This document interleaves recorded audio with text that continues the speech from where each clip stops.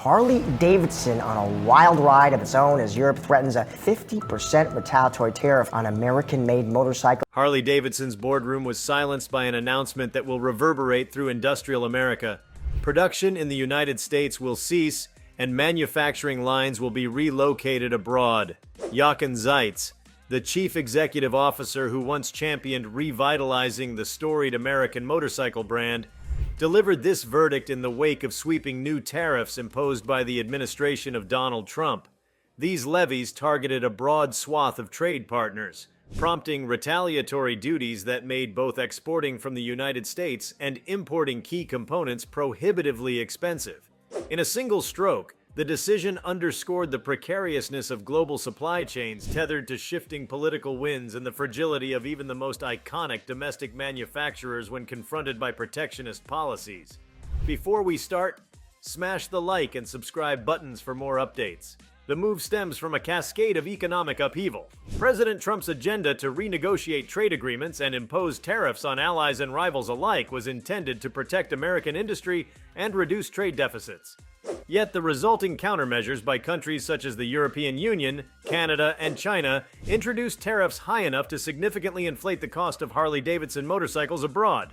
In response, Zeitz faced a stark choice: absorb mounting expenses that would erode profit margins and risk pricing loyal international customers out of the market, or shift production to tariff-free zones outside the United States. The latter option, though painful for workers at domestic plants, emerged as the lesser of two economic afflictions. For years, Harley-Davidson stood as a symbol of American craftsmanship. Its assembly lines in Wisconsin and Pennsylvania celebrated as the birthplace of a cultural phenomenon. Enthusiasts revered the rumble of an American-made engine, and the company's identity was intertwined with patriotism. Yet in recent decades, global competition and cost pressures had already nudged some production offshore. What changed now was the scale and speed of that exodus. No longer was offshore manufacturing a strategic decision based on optimization. It became a defensive retreat in the face of punitive trade barriers that threatened the very viability of international sales, which account for nearly half of Harley's revenue. The implications of closing U.S. factories extend beyond the loss of jobs. Entire local economies, long sustained by the presence of manufacturing facilities, brace for a ripple effect. Suppliers of parts, instrumentation, and accessories will see demand shrink overnight. Service providers, transportation, maintenance, logistics will reorient toward the new plants abroad. Even secondary businesses, from diners that cater to manufacturing shifts to real estate markets reliant on steady incomes, will feel tremors.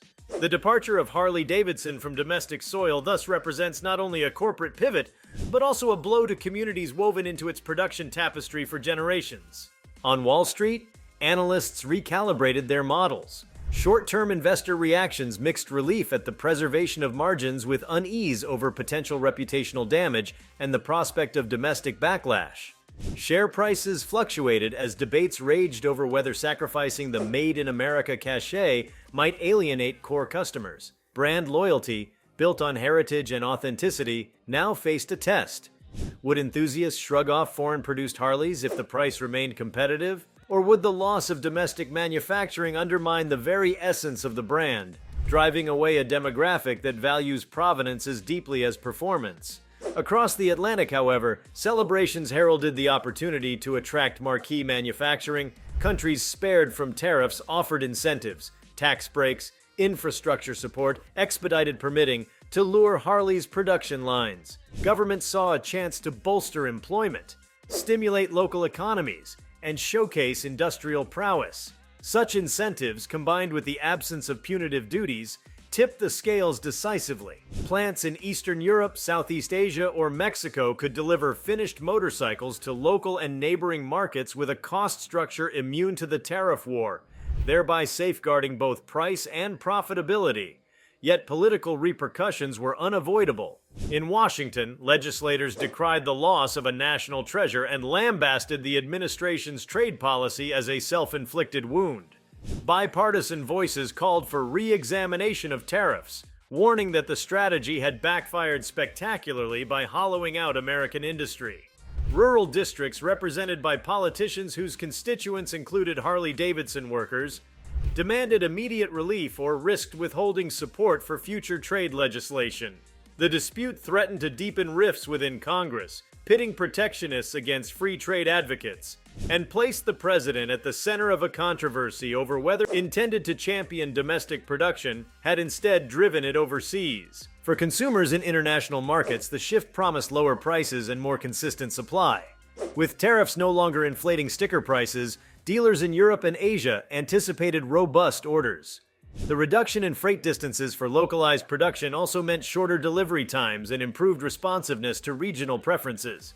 Customization options tailored to local tastes could become more prevalent, and dealers could market their motorcycles as locally assembled, tapping into national pride in a different context. The irony of an ostensibly American icon finding renewed vigor in foreign markets was not lost on industry watchers. Meanwhile, potential ripple effects on other U.S. manufacturers loomed large. Companies exporting automobiles, agricultural equipment, and high-end machinery watched Harley-Davidson's predicament as a cautionary tale. Trade policies intended to shield domestic producers from foreign competition now emerged as a double-edged sword. Tariffs raised costs for exporters and risked inviting retaliation that targeted sectors far removed from the initial point of contention. The episode underscored the interconnected nature of modern commerce. No industry exists in isolation, and measures aimed at one sector can cascade unpredictably across supply chains. Domestically, employees faced uncertainty. Union negotiations, which had already been tense over wages and benefits, now confronted the specter of plant closures. Management had to navigate transition plans, severance negotiations, and the challenge of transferring production know-how to new sites. Workers with decades of experience in machine shops and assembly lines braced for retraining or relocation offers that might not materialize. Economic development agencies scrambled to propose alternative uses for idle facilities, from advanced manufacturing hubs to technology incubators, hoping to mitigate the impact of empty factory floors and keep communities afloat. Environmental consequences also factored into the equation. New facilities abroad would adhere to different regulatory standards. Some host countries offered less stringent emissions controls and lower environmental compliance costs. While this reduced initial capital expenditures, it raised concerns about shifting pollution burdens rather than reducing them. Environmental advocates decried the practice of corporate flight to jurisdictions with lax regulations, arguing that true sustainability demands high standards globally, not mere local relocation of environmental impacts. The currency exchange environment further complicated matters. Producing in a country whose currency was weaker relative to the dollar could confer an unintentional cost advantage. Yet companies had to hedge against volatility, as exchange rate fluctuations could erode savings if currencies strengthened unexpectedly. Financial teams devoted ever more resources to managing these risks, often at the expense of focusing on innovation or marketing. The need to balance production costs with currency exposure added another layer of complexity to the decision to move operations overseas. Beyond economics, the move represented a cultural crossroads. Harley-Davidson's brand narrative had long been steeped in the lore of the open road, freedom, and American individualism. As factories crossed borders, the company faced the challenge of retaining authenticity in its storytelling. Marketing campaigns had to reconcile the tension between celebrating heritage and acknowledging globalized production. Some purists lamented the loss of American-made status, while others argued that the heart of the brand lay in design and experience, not geography. In boardrooms of rival manufacturers and policy-making circles alike, the episode sparked broader debate on the role of tariffs in national strategy. Proponents of protectionism noted the episode as evidence that tariffs needed to be part of a more nuanced approach, one factoring in retaliation and supply chain displacement. Advocates of free trade highlighted the episode as proof that open markets foster resilience and that bilateral negotiations rather than unilateral tariffs offered a more stable path to commercial growth. The schism underscored the enduring tension between safeguarding domestic jobs and engaging in the interdependent global economy. The decision also reverberated through financial markets beyond Harley-Davidson stock. Share valuations of automotive suppliers, metal fabricators, and logistics firms experienced turbulence as forecasts for demand and pricing shifted. Credit analysts re-evaluated the risk profiles of companies heavily exposed to U.S. manufacturing plants, adjusting ratings and covenants accordingly. Pension funds and institutional investors recalibrated asset allocations, mindful that trade policy volatility could become a chronic feature of market dynamics. Even venture capital ecosystems weighed in. Startups focused on electric motorcycles and alternative mobility solutions saw opportunities to capture niche segments disillusioned by the upheaval at Harley-Davidson. Investors speculated that a vacuum in the heritage motorcycle segment might accelerate interest in innovative designs and production models, perhaps domestically manufactured electric bikes that could sidestep tariffs on traditional internal combustion components. The convergence of political disruption and technological evolution set the stage for potential leaps in mobility innovation. As factories across America power down assembly lines for the first time in over a century of uninterrupted production, Harley-Davidson enters uncharted territory. The hum of machinery gives way to silence, and the distinctive echo of hammers on steel misaligns with the quiet of empty bays. Beyond the immediate shock, the strategic calculus of relocating manufacturing overseas reveals a labyrinth of considerations extending far beyond tariffs. New operational blueprints must be drafted, raw material logistics reconfigured, and quality control protocols re-engineered to ensure the legendary precision of a Harley engine is preserved when production shifts continents. Supply chain architects are now orchestrating an elaborate choreography spanning multiple time zones. Raw steel forged in Australia might ship to a stamping plant in Eastern Europe, where frame components are pressed before journeying to a Southeast Asian facility for final assembly. Each handoff introduces potential delays, port congestion, customs inspections, even simple miscommunications across languages. To mitigate these risks, Harley-Davidson must deploy advanced digital tracking systems, integrating blockchain or IoT sensors into shipping containers to provide real-time visibility of every component's whereabouts and condition. Such investments, though costly, are essential insurance against costly holdups that could erode the company's hard-won delivery timelines.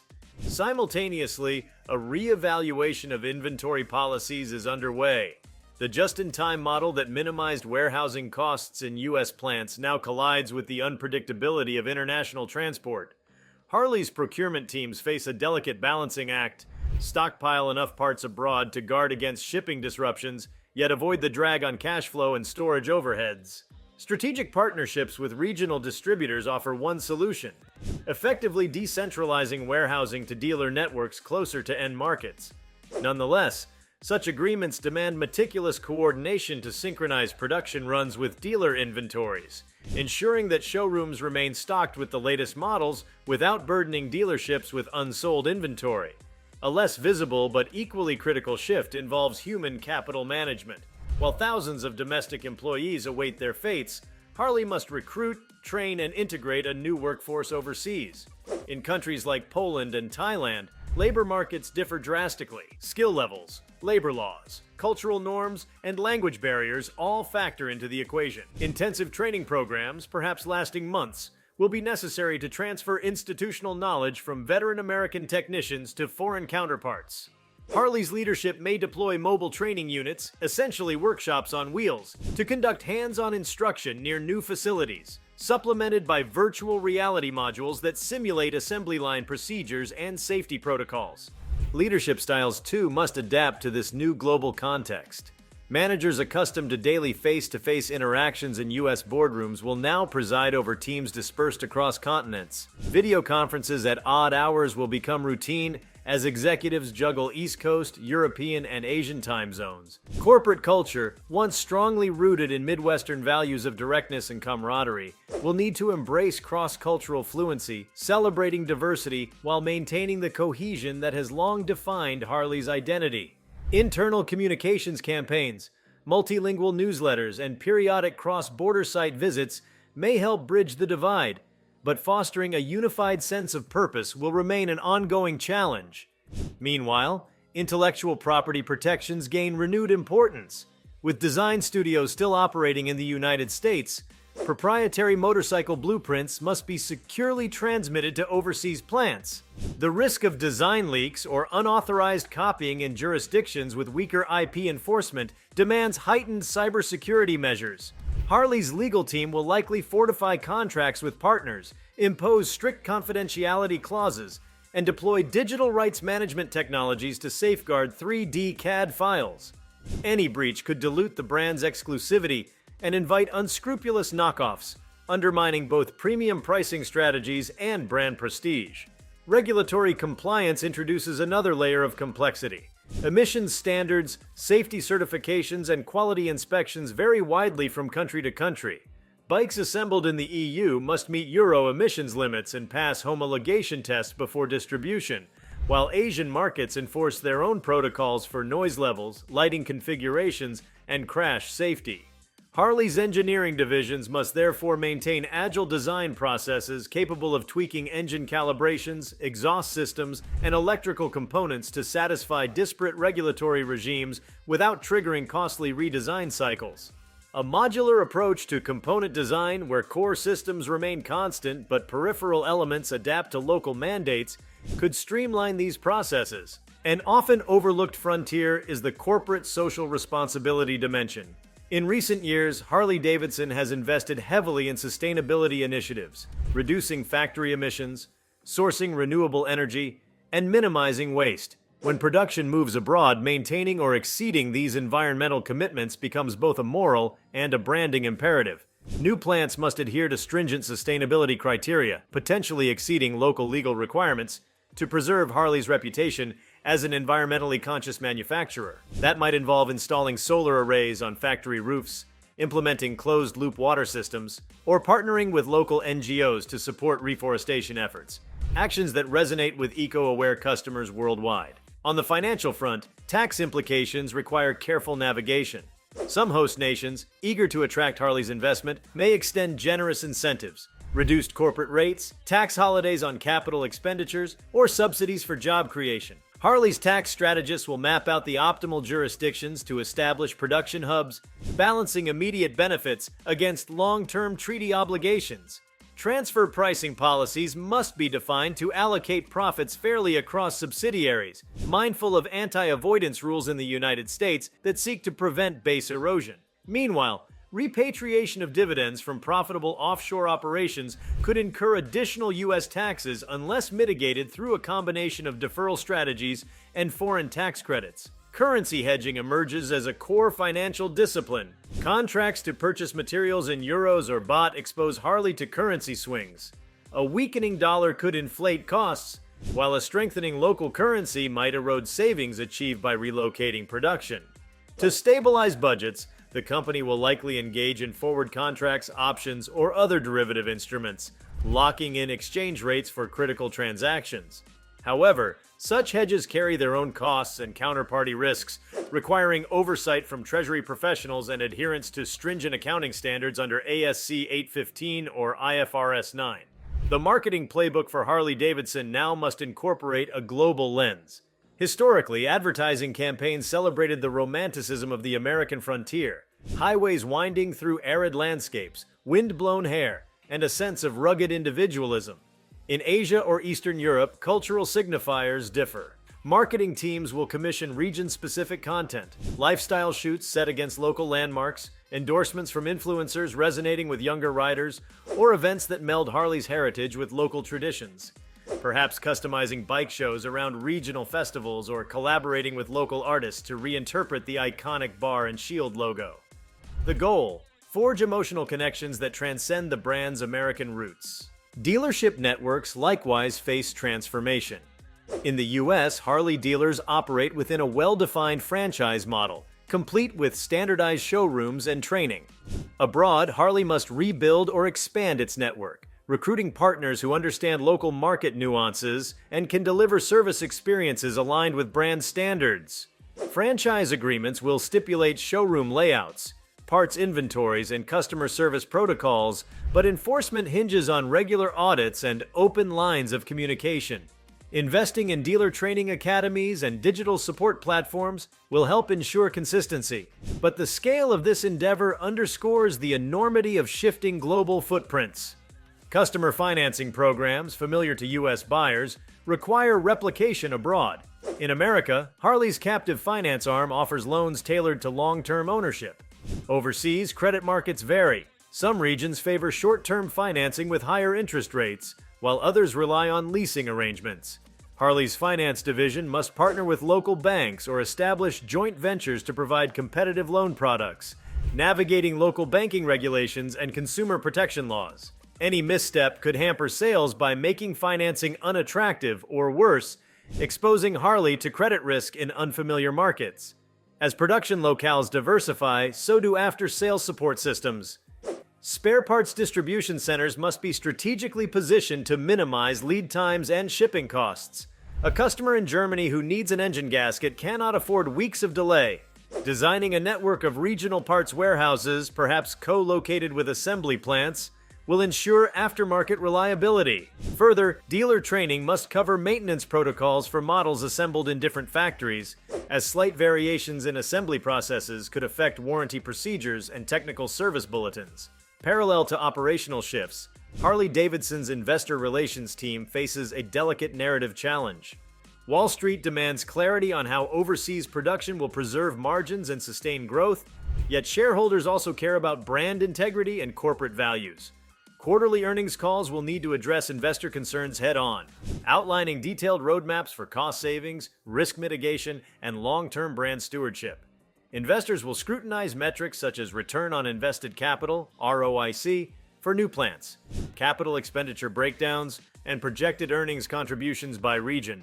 Transparency will be paramount to maintain credibility in the capital markets. Amid these seismic changes, the cultural heartbeat of Harley-Davidson, its passionate rider community, remains a vital concern. Enthusiasts form clubs, host rallies, and share a profound bond with the brand. News of offshore production has sparked debates among riders. Some feel betrayed. Others argue pragmatism trumps patriotism in preserving the company's future. Harley's community engagement teams must proactively address these sentiments, perhaps by reinforcing commitments to U.S. employment in design, engineering, and corporate roles. Rider events could spotlight American craftsmanship in non-manufacturing domains, custom paint workshops, engine tuning seminars, or meetups highlighting the brand's digital innovation efforts. Innovation itself stands at the crossroads. Harley-Davidson has already ventured into electric motorcycles, aiming to capture emerging urban mobility markets.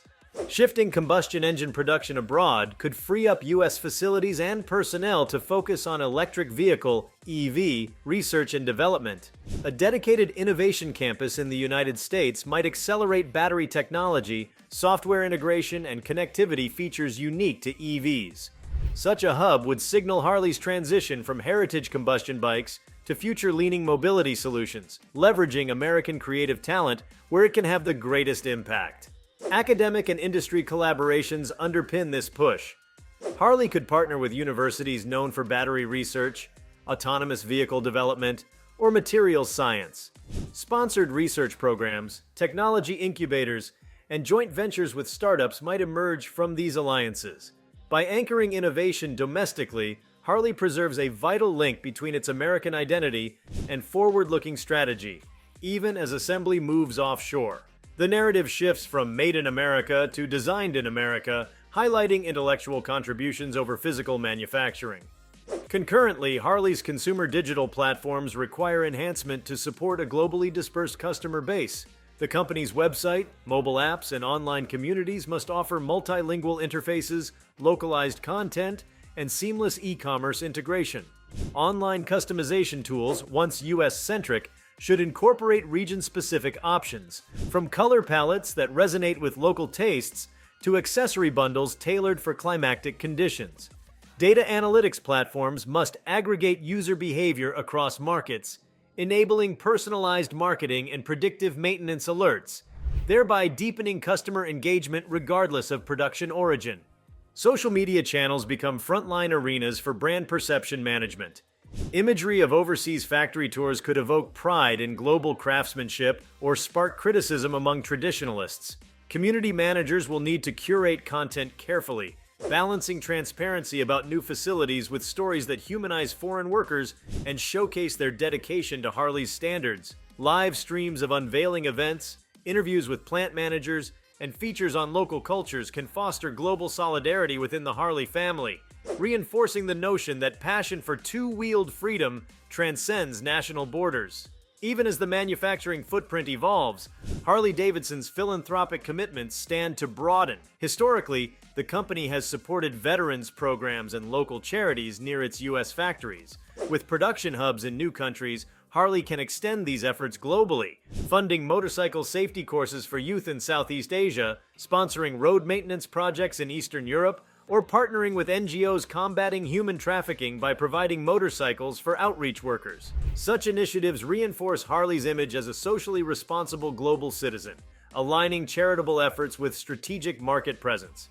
Longer term, the company must contend with strategic portfolio realignments. Models tailored for U.S. highways, heavy cruisers with large displacement engines, may differ from those preferred in urban Asian markets, where lighter frames and electric drivetrains gain traction. Product planners will need to segment the lineup, perhaps assigning production of certain models exclusively to specific regions. A lightweight electric model designed for crowded Asian cities may be produced in China, while heavyweight touring bikes continue in Europe. This specialization can optimize plant tooling and create efficiencies, but also requires clear brand delineation to avoid consumer confusion. The ripple effects on supplier ecosystems likewise compel attention. US-based vendors supplying gaskets, wiring harnesses, or metal castings may lose volume contracts, prompting them to diversify or shutter operations. Harley-Davidson might choose to involve key suppliers in the relocation plan, incentivizing them to establish facilities near new plants. Joint investments in supplier parks, clusters of complementary manufacturing operations, could preserve continuity and reduce logistics costs. However, not every supplier will follow, and building new networks entails vetting quality standards, negotiating new agreements, and managing lead times during transition phases. In parallel, trade associations and industry consortia will feverishly lobby for policy adjustments. Having witnessed the fallout from aggressive tariff measures, automotive and motorcycle groups may advocate for exemptions or caps on retaliatory duties. They might propose sunset clauses on tariffs, automatic review triggers, or binding arbitration mechanisms to prevent protracted trade disputes.